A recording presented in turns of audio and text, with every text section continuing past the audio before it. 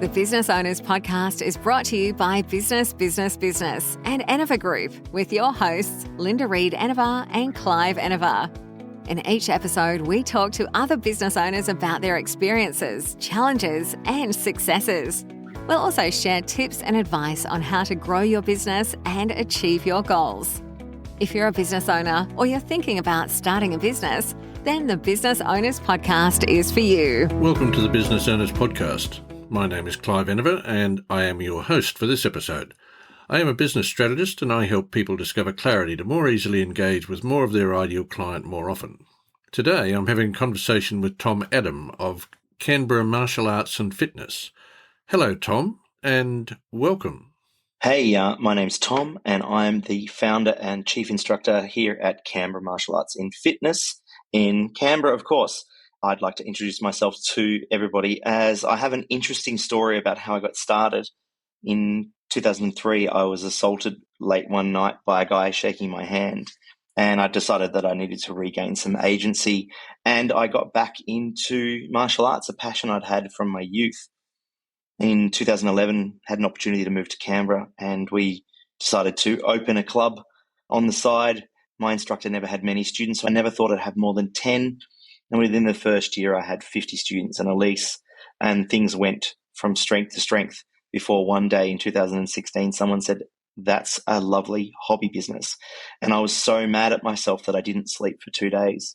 Anyway, I went on a journey. I took the business full-time within 14 months. And since then, I've gone on to be a business advocate through the lockdown eras for the local business community and other achievements that I've had, like getting us as hospitality and tourism got support. I made sure that fitness and movement industries did too.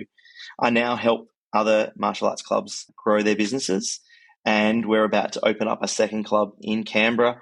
And I just love chatting with people about their journeys and how they got to where they are, because like anything, you don't step on somebody else to get ahead. We all work together and we all rise with the tide. That's a great start and tremendous growth in such a short time. Well done. We like to start the Business Owners Podcast with a few key questions that allow us to get to know you and, of course, more about your business journey. So here's 4 quick ones in a row. Is it coffee, tea, or something else? Are you an early bird or a night owl? Or can you do a little bit of both? What book are you currently reading and why can't you put it down? And what is one word to describe your journey so far? All right. So definitely tea. I do love an English breakfast tea, some Earl Grey. I'm actually allergic to coffee. That's another story. I used to be an early bird. Years ago, I was the 5 o'clock in the morning kid and worked in hospitality, loved the morning shift, hated the night shift. But after 23 years married to a night owl, I have definitely shifted. But I can get up early if I need to, and I do on occasion have to run an early morning class. I'm reading Trust and Inspire by Stephen Covey, as that always trying to understand why people trust me and are inspired by me. I've got that sort of imposter syndrome thing where I'm always feeling like I'm failing and other people around me are always thinking I'm doing an amazing job. And one word to describe your journey so far would be, that's a tough one. It's really interesting. I would say indomitable, only because I believe in the whole get knocked down 9 times and get up 10 and never giving up. And the other day, my daughter said that she didn't believe that I had anxiety, because I do have anxiety that I suffer from because I always seem so confident. And I think maybe that's part of it. Now it's time for us to hear a little more about your journey, how you got started in that journey. What was the inspiration that first drew you to martial arts and fitness? My background story or my origin story is pretty hectic. But so I did martial arts as a child. And then in my early 20s, my now wife, we've been together 23 years this October, we were out somewhere and I broke some of my own personal rules. Like rule number 1, don't be there. We went to a house. I didn't know the people there. We were intoxicated. Anyway, one of the guys got a little bit too chatty with my wife, and I said to my wife that it was time to go. And then I broke rule number 2, which is don't argue with a drunk person who made the comment that I needed luck.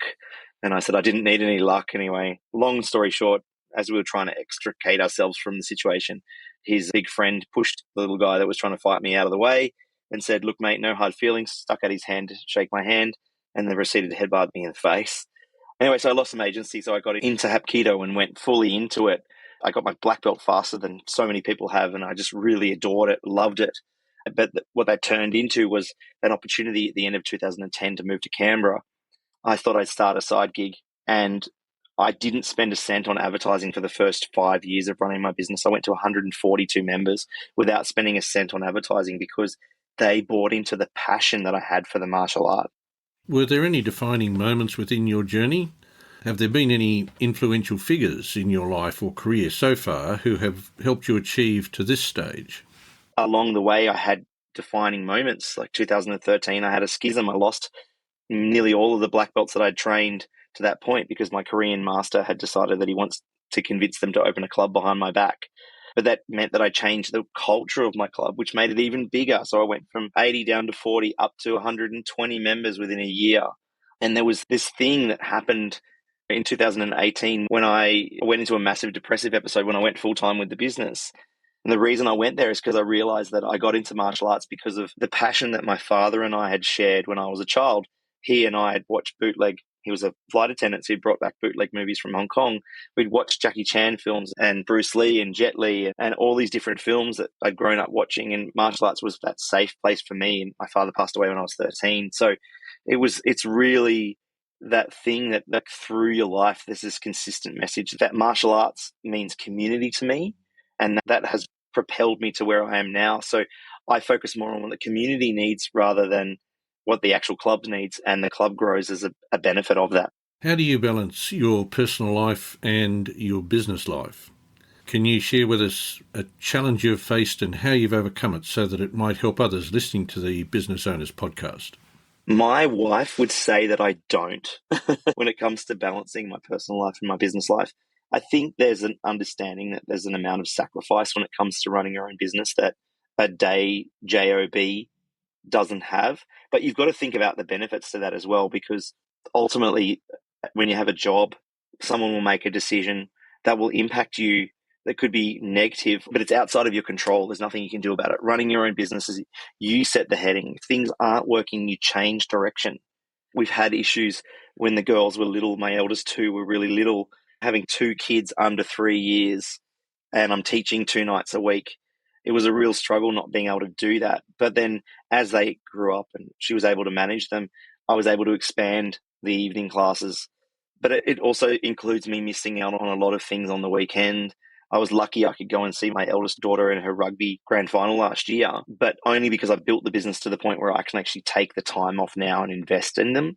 So there's give and take with that. My youngest boy, or even my teenagers now, they don't want to train with me anymore. They don't want to come to the club. But for me, them coming to the club from the age of 3 was part of my caring responsibilities. I brought them with me to work to do the classes because I wanted to share my passion with them. And I hope they come back to it when they're a little bit older. But right now, they're doing the bare minimum as teenagers. Those are the things. But I've been blessed with an insanely supportive wife. Insanely supportive. Years ago, we had lunch with some colleagues that were instructors, and the husband's always failing. And I got in the car and I said to my wife that his wife had been so horrid to him. And I said to my wife, "Did you ever doubt what I wanted to achieve?" And she turned in not even a heartbeat, said, "I've never doubted you for a second." And that means a lot to me. So it's really having the support of my wife and allowing that flexibility, but also now being in a position where I can determine what needs to happen and when. How do you want to shape the future and the profession of your field? Are there any dream projects or collaborations that you wish to pursue within your field? And what advice would you give, Tom, to someone else starting out in this domain? Because they are the future of our industries, and it's important as business owners we encourage and support them along the journey. This is a great one, because one of the biggest issues with martial arts instruction is that there's almost like this perceived notion that you shouldn't be able to make a living from running a club. And that's something I've been really pushing towards, is making a living from it. I think that the future of it is people understanding that just because we dedicate our lives to a physical activity and caring for the children, that there's an actual value to that. And the value is drawn out over the life of the person, because the values that we instill in them that inspire others through your passion, learn something new and share something new every single day. These sorts of values that we have really need to push through the lives of the children that come in here and the adults. if there was a dream collaboration I would have, would be to really tap into the mindset of the politicians that run things, to stop looking at only sport as something that when you carry a ball or hit it with a stick. Martial arts is a really vital part of the extracurricular lives of children and adults. And the advice that I would really give to someone starting out would be to have this is a really disconnected sort of comment to what I've just said above, but to have a really clear idea of why you're doing what you're doing, and then who your ideal people are, and then build your vision around that. Because if you get the wrong people coming in, there's always going to be a clash between what your vision is and your expectations and what the reality of your membership base is. And I went through that in 2013 for the better, but learn from my mistakes. So really have a clear idea of the kind of people, the kind of vision. If you didn't like the way that you were taught doing something, don't teach it the same way. Teach it your way. Make it your way. That's fantastic, Tom. I'm all over this ideal client, of course, but that's for another time. Thanks for joining us, Tom. But before you go, where can listeners find you? Thanks so much for having me on the podcast. I really appreciate the opportunity to talk about my vision and my why, and why martial arts and fitness is a place that I go to lovingly. Like this morning, it was 6 a.m. to come in to sweep the stairs and check the toilets and turn on the lights and get the music going and get a fitness class going. The experience that people get from martial arts is invaluable. And I would say to anybody listening to get your kids into it, get into it yourself. It'll change the way you see yourself. Your self-confidence will go through the roof. If you are listening to this and you are looking to grow your martial arts business, if you go to curiousgrowth.com and book a strategic session with me and chat about how we can grow your business in the 30 minutes that we'll have together. It usually turns into an hour because people are so passionate. I'll give you some gold nuggets on how to promote your business and grow it from that to that next level. And in fact, any business owner that wants to just have a strategic session with somebody who's just got some random ideas and different perspective after working in hospitality, retail, sales, recruitment, interior design, construction, public service, and all the different things I've done leading me to where I am today, the opportunity's there. But check us out at canberramartialarts.com.au and get into it. And thank you so much again for the time and the opportunity. Thanks, Tom. And there's a great opportunity for someone to take advantage of. Thanks for joining us on the Business Owners Podcast, and be sure to join us for our next episode. And of course, check out the back catalogue, because each one has gems of wisdom inside it. Thanks for listening to the Business Owners Podcast. We encourage you to connect with us on social media and join our community of business owners at businessbusinessbusiness.com.au.